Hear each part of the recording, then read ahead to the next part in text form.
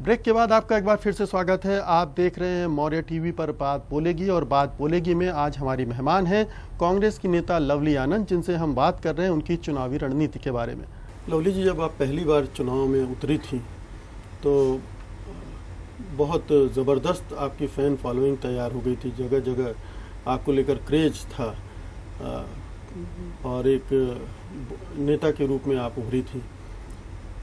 लेकिन पिछले चुनाव में हार के बाद आप एक थोड़ा सा गुम सी गई हैं। पिछले चुनाव में मैं कभी हारी नहीं, मैंने तो जीता हुआ सीट को छोड़ा है।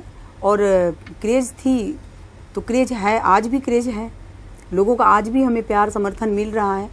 और आप कहते हैं पिछले चुनाव में, तो आज ये जो बनाए हैं सरकार, इसमें किसकी भूमिका रही है? जितनी भूमिका इन लोगों की नहीं रही है सीएम बनने में, माननीय नीतीश कुमार जी का, जितनी उनको अपना नहीं रहा है, तो उतनी भूमिका हमारी रह, चाहे सुशील कुमार मोदी हो, ये लोग का। नीतीश कुमार जी से झगड़ा किस बात पे हुआ? हम लोग का झगड़ा कोई ये नहीं था, व्यक्तिगत झगड़ा नहीं है कोई, तो ये है सीट को लेकर के हमारा जो हुआ था उनसे, सीट को लेकर के हुआ। बिहार के में जो संघर्षशील लोग हैं, जिसको कि जहाँ मिलना चाहिए था तो वहाँ नहीं, मतलब ये लोग आपस में कि अब जिसका जहाँ पर राइट है उसके लिए हुआ था, और बिहार की व्यवस्था को सवाल पर हुआ था कि जो बात से सरकार आई है उससे पीछे ना जाए। तो हम जीता हुआ सीट छोड़े हैं। अगर मान लीजिए आप क्रेज की बात कर रहे हैं, मुझे तो लगता है आज भी लोगों का प्यार समर्थन हमें उतना ही मिल रहा है। और यही कारण है कि मैं पिछले दिन, जो कि नया सीट था, बाढ़ की सीट हमारे लिए नया था, हमें चुनौती मान करके हमें उन्हें भेजा गया था। और वहाँ पर भी एक साजिश के तहत मैं जेल गई थी, और जेल में रहते लोगों ने भी, वहाँ पर बाढ़ की जनता ने मुझे जिताया। तो ये हमारे लिए सौभाग्य की बात है, और आज भी हमारे साथ लोगों का समर्थन है। नेत्री के तौर पर आपका क्या एक्सपीरियंस रहा है बिहार की राजनीति? बिहार की राजनीति में तो हम यही देखते हैं कि जिनको की राइट मिलना चाहिए, जो युवा है उसको आगे बढ़ने का मौका मिलना चाहिए, महिलाओं को आगे बढ़ने का मौका मिलना चाहिए, ऐसा नहीं होता है। और लोग चाहते हैं कि किसी तरह से किसी पार्टी पर अपना कब्जा जमा करके काम करें। वो बिहार में विकास में हो या ना हो, वो अपना विकास जरूर चाहते हैं।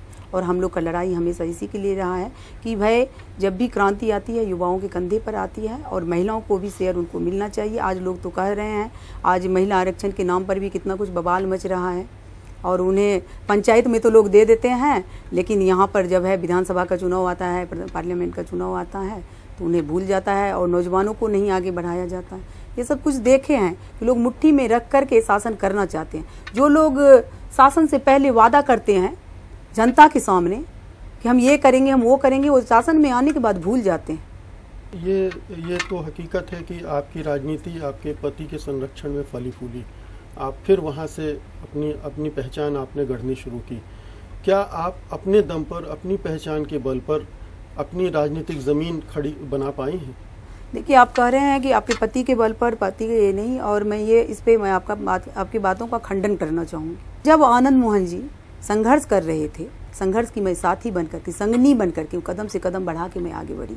चाहे उन्हें अंडरग्राउंड होना पड़ा, चाहे उन्हें जेल जाना पड़ा, तो उनकी कमान को हमने संभाल करके, जो होता है हम लोग का, जो कहा जाता है कि जब देश में जब लड़ाई हो रही थी, महिलाओं का भी वो योगदान रहा है। हम तो कहेंगे कि जो महात्मा गांधी, अगर उनके जीवन में कस्तूरबा नहीं होते तो महात्मा का पद उनको नहीं मिलता। नहीं, मैं तो बिहार के संदर्भ में, जहाँ पर महिलाओं के लिए राजनीति करना और भी दुश्वार है, वहाँ आप राजनीति कर रही हैं, इसलिए मैं पूछ रहा था कि और किस तरह की दिक्कतें आपको पेश आ रही? देखिए, हम लोग, ये तो बात है निश्चित रूप है कि पॉलिटिक्स में गंदगी आ गया है, लेकिन हम महिलाएं हैं उसे दूर कर सकते हैं, और आज उसको साफ करना भी है। और आनंद मोहन जी चूँकि पॉलिटिक्स में थे, इसलिए मेरे लिए तो आसान हो गया। ये बात तो निश्चित है कि अगर पति है तो उनके लिए, लेकिन आम महिलाओं के लिए बहुत टफ हो गया है। आम महिलाओं को आने इतना गंदगी है, और इस गंदगी को हम सब महिलाओं को एकजुट होकर के उसको साफ करने की जरूरत है। गंदगी है?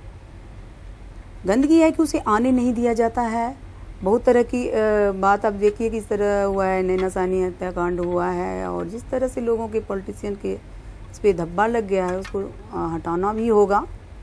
तो महिलाएं आगे बढ़ेंगी। उनका सुरक्षा की ज़रूरत होती है, उनका जिस तरह से उनकी हर जगह बेइज्जती होती है, उसके लिए उसे स्ट्रांग बनने की ज़रूरत है और हम महिलाओं को उनको साथ देना। तो आपकी और आनंद मोहन की जो राजनीति थी, विद्रोह की राजनीति, आप जिसे क्रांति की बात करती हैं, क्या अब वो कांग्रेस में विलीन हो गई है? अब वो कांग्रेस की राजनीति हो गई है? देखिए, विद्रोह की राजनीति नहीं है। हम तो आनंद मोहन जी जो ज़मीन से जुड़े हुए होते हैं, उनकी भाषा उग्र होता है। जो आप देखिएगा पॉलिटिक्स में जो जितना ही कष्ट झेलता है, जो जितना ही संघर्ष करता है, उसका अब आवाज़ तल्ख होता है, वो बहुत ज़्यादा लगता है, क्योंकि वो झेलते हुए आता है। और जो ऊपर से टपक के आता है वो महीन महीन आवाज़ करेगा। राहुल गांधी नहीं राहुल जी ऊपर से टपक के नहीं राहुल जी तो अभी कितना ज़्यादा संघर्ष कर रहे हैं। आप देखिए कि यहाँ यूथ का रुझान भी बढ़ा है, वो गरीबों के बीच जाते हैं, गरीब के बीच में रहते हैं, लोकल ट्रेन पर करते, कोई करके देखे। आज मुंबई में जिस तरह से वहाँ पर इन्हीं के सहयोगी पार्टी वहाँ दहाड़ रहे थे, कहाँ चले गए थे ये बड़े बड़े नेता लोग कर रहे थे, लेकिन राहुल जी ने वहाँ पर किया है संघर्ष ऊपर से टपका हुआ नहीं है। जब से वो आए उन्हें कोई चीज की कमी नहीं थी, लेकिन वो आज भी संघर्ष कर रहे हैं, आज गरीबों के कष्ट को भोग के देख रहे हैं।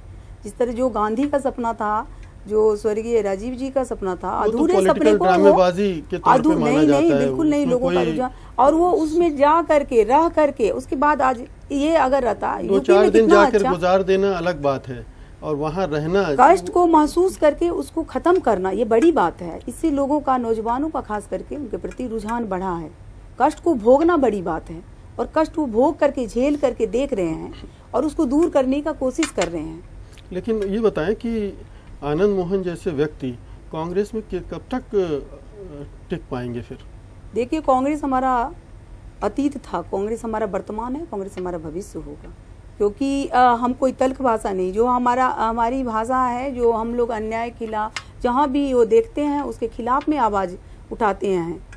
कांग्रेस में ये परंपरा नहीं है, अब अन्याय के खिलाफ कोई आवाज़ नहीं उठाती हो। तो हम आप लोग तो उन्हें बदनाम कर दिए हैं कि ये उस तरह की भाषा ऐसे यूज करते हैं। तो जो उनकी भाषा है वही कांग्रेस की भी भाषा है। भले ही वो आवाज़ ऊंचा हो, लेकिन नीति और सिद्धांत आनंद मोहन जी तो गांधी के राह पर चलने वाले राही हैं। मतलब जो भाषा आनंद मोहन जी की है, अब वो कांग्रेस की भी भाषा है। पहले भी आनंद मोहन जी गांधी के, एक सेकंड, आनंद मोहन जी गांधी के अनुयायी रहे हैं। गांधी को सबसे ज्यादा आनंद मोहन जी पढ़े हैं, गांधी के राह पर चलते हैं। और ये आप लोग बदनाम किए हैं जो कि उग्र इस तरह से कि उनको बर्दाश्त नहीं होता। वही मैं बोली कि जो आदमी जितना कष्ट करता है, जो जमीनी राजनीति करता है, उनकी भाषा तल्ख होती है। वही मैं कह और जहाँ सच है, देखिए, जहाँ सच्चा कहा जाता है कि सच्चाई जो है वो कड़वी होती है। आनंद मोहन जी हमेशा सच बोलते हैं, चाहे कितना भी ज्यादा लोगों को कड़वी लगे। तो आपको लगता है कि अब सारी चीजें, जो राजनीतिक भविष्य है आपका बिल्कुल साफ है, आप हमेशा अब कांग्रेस में रहेंगी? आनंद मोहन भी कांग्रेस से जुड़ चुके हैं और कांग्रेस की राजनीति करेंगे। मेन है कि कांग्रेस जो है जात पात धर्म मजहब की राजनीति नहीं करता है, समाज को समाज से लड़ाने का काम नहीं करता है, और इसके प्रति लोगों का रुझान बढ़ा है। आज कांग्रेस बिहार की जरूरत भी है, इसलिए हम लोग कांग्रेस को अगर इस चुनाव में करते हैं कि बिहार को हम लोग को बनाना है, बिहार को हमें बचाना है, जात पात सांप्रदायिक ताकत से सब तरह से बिहार को बचाना है, तो कांग्रेस ही सबों का सबसे पहली पसंद है। जी, अगर कांग्रेस इस चुनाव में ठीक ठाक नहीं कर पाई, सरकार बनाना तो दूर है, अगर किंग मेकर की भूमिका में भी नहीं आ पाई, तब भी आनंद मोहन जी कांग्रेस से ही जुड़े रहेंगे? देखिए, कांग्रेस में हम लोग हैं और हमारी पूरी ताकत है, संघर्षशील जमात है हमारे साथ, और हम इसको परिवर्तन का औजार बना करके, कांग्रेस को परिवर्तन का औजार बना करके बिहार में चलेंगे, चाहे परिणाम कुछ भी हो। नहीं, मैं इसलिए पूछ रहा हूँ कि पहले आरजेडी के साथ थे, फिर आप समता पार्टी, फिर नीतीश कुमार की पार्टी के साथ थे ही लंबे समय तक, अब कांग्रेस में हैं, तो ये लगातार बदलाव दिखता रहा है आप लोग? देखिए, हम लोग 15 साल तक हमेशा लालू जी के भी खिलाफ, यहाँ पर व्यवस्था का सवाल था, 15 साल तक लगातार लड़ाई लड़े हैं। वैशाली की चुनाव में जब जीती थी, उपचुनाव था, और अकेले दम पर जीती थी, हमारी छोटी ताकत थी बिहार पीपुल्स पार्टी। अगर मैं वो जीतती नहीं तो ना उस समय समता पार्टी का निर्माण होता, ना लुजपा बनता। जब हमने लालू जी की चुनौती दिया, और कोई उनसे हमारा लड़ाई ये नहीं था, व्यवस्था बिहार को लेकर के लड़ाई थी, बिहार की व्यवस्था का सवाल था, तो वहाँ पर हम लड़े हैं। जहाँ हमें ज़रूरत हुआ कि जदयू विकल्प है और सबके लिए, बिहार के विकास के लिए सोचेगी, एक अच्छा समाज का निर्माण होगा बिहार में, उनकी बन करके लॉ एंड ऑर्डर को दुरुस्त किया जाएगा, बिहार के बारे में सोचा जाएगा, तो हम वहाँ खड़े हुए, जदयू को ताकत दे के सीएम बनाए। लेकिन हमें वहाँ पर मैं मंत्री बन सकती थी और हम लोग ने उस सबको ठुकरा करके जनता के सवाल पर, जहाँ जनता का सवाल आया, बिहार का सवाल आया, हम वहाँ खड़े मिले। और आज तक ये इस वजह से हम मेरा आज सवाल कर तो रहे ये हैं। था कि अब कांग्रेस में आपका स्थायी घर है, कांग्रेस ही ये भी स्थायी किराए का सबों घर है, फिर अगली बार नहीं, कोई नहीं, नया घर हम ढूंढा लोग जाएगा। कोई ये लालची ये नहीं है, हम लोग बनाते हैं और व्यवस्था के लिए लड़ाई लड़ते हैं। और कांग्रेस जो आज देश हित में सोच रही है, प्रांत हित में सोच रही है, और कांग्रेस ही लोगों का विकल्प है। बहुत बहुत शुक्रिया लवली जी, आपने। बहुत बहुत धन्यवाद। ये थी कांग्रेस की नेता लवली आनंद, जिनसे हम बात कर रहे थे उनकी राजनीति के बारे में और उनके पति आनंद मोहन की राजनीति के बारे में। बात बोलेगी में आज बस इतना ही, लेकिन आज की बातचीत आपको कैसी लगी ये हम ज़रूर जानना चाहेंगे। आप अपनी प्रतिक्रियाएं हमें feedback@moriatv.org पर ज़रूर भेजिएगा। फिलहाल हमें अनुमति दीजिए। नमस्कार।